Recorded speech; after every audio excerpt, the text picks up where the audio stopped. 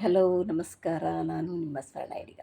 ಯಾರು ಹೇಳಿದ್ದು ಇನ್ಸ್ಟಾಗ್ರಾಮಲ್ಲಿ ಅಷ್ಟೊಂದು ವಿಡಿಯೋಸ್ಗಳು 300 350 ಏನೋ ಪೋಸ್ಟ್ ಮಾಡಿದ್ದೀರಾ, ಆದರೂ ನಿಮಗೆ ಫಾಲೋವರ್ಸ್ ಇಲ್ಲ. ಇದೆಲ್ಲ ವೇಸ್ಟ್ ಅಂತ. ನಿಜ, ನನಗೂ ಹಂಗೆ ಅನಿಸುತ್ತೆ.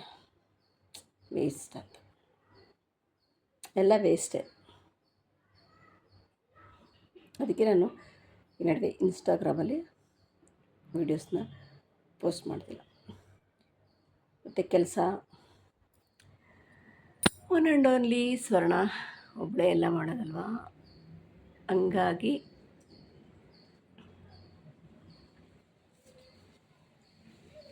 ರೋಡ್ ಕಾಣ್ತಾ ಇದೆ. ಹಾಗಾಗಿ ವೀಡಿಯೋಸ್ನ ಪೋಸ್ಟ್ ಮಾಡೋಕ್ಕೆ ಆಗ್ತಿಲ್ಲ.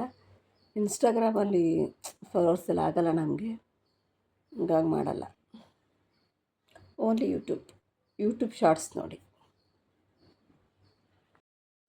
ಏನು ಗೊತ್ತಾ ಗೈಸ್, ನಾನು ಕಿಟಕಿ ಪಕ್ಕನೇ ಮಲ್ಕೊಳ್ಳೋದ್ರಿಂದ ನನಗೊಂದು ಕ್ಲಿಪ್ಪಿಂಗ್ ಹಾಕ್ತೀನಿ.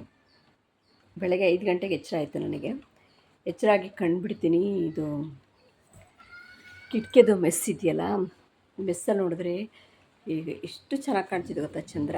ಅದನ್ನು ಈ ವಿಡಿಯೋದಲ್ಲಿ ಆ ಕ್ಲಿಪ್ಪಿಂಗ್ನ ಆ್ಯಡ್ ಮಾಡಿದ್ದೀನಿ. ಗಾಳಿ ಬರ್ತಾಯಿದೆ, ಮಳೆ ಬರ್ತಾಯಿದೆ, ಗುಡುಗು ಬರ್ತಾಯಿದೆ, ಸೌಂಡ್ ನೋಡಿ.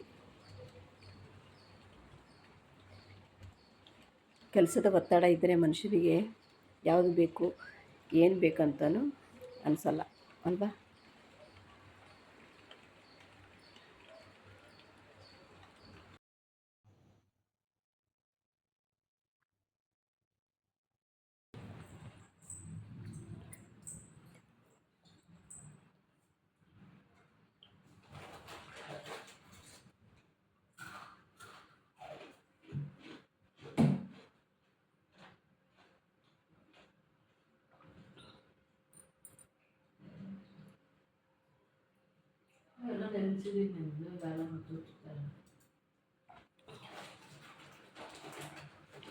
ವೀಡಿಯೋಸ್ ಮಾಡೋದು ಬೇಡ, ಏನು ಬೇಡ ಅಂತ ಅನ್ಕೋತೀರಿ. ಆದರೂ ವೀಡಿಯೋಸ್ ಬಿಟ್ಟರೆ ಚಿಂತೆಗೆ ಬಿದ್ದುಬಿಡ್ತೀವಿ. ಸೊ ಹಿಂಗಾದರೂ ಮನಸ್ಸನ್ನು ಡೈವರ್ಟ್ ಮಾಡ್ಕೋಬೋದಲ್ಲ.